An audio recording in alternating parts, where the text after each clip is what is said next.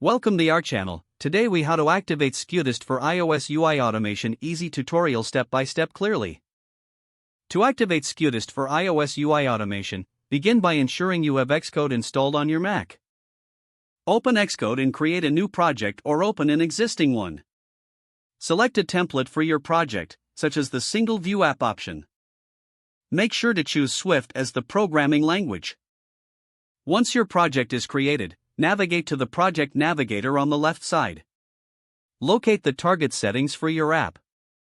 Click on the target, then select the Signing and Capabilities tab. Ensure you have a valid team selected for signing. Next, navigate to the General tab. Scroll down to the Frameworks, Libraries, and Embedded Contents section. Click on the plus button to add a new framework. Search for XCUITest in the list and add it to your project. Now, create a new test target by selecting File from the menu. Go to New, then click on Target.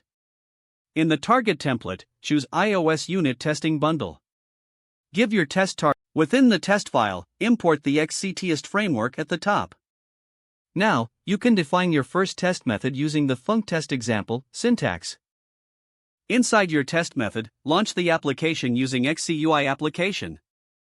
Use the let app equals XCUI application line to instantiate the application.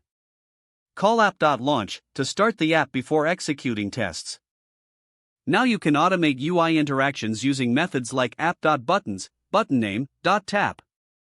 Consider adding assertions to validate the UI state after each action. To run your tests, click on the diamond icon next to the test method. Select Test to execute your UI tests within the Xcode environment. Monitor the output in the Test Navigator for successful test execution results.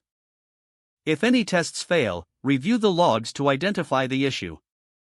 You are now set up to use XCUITest for iOS UI automation in your projects. If the page does not load, refresh the browser or try again in a private or incognito window. Make sure you are using the correct email address, then retype it carefully to avoid small typos. Don't forget to like this video and subscribe to our channel for more step-by-step tech guides.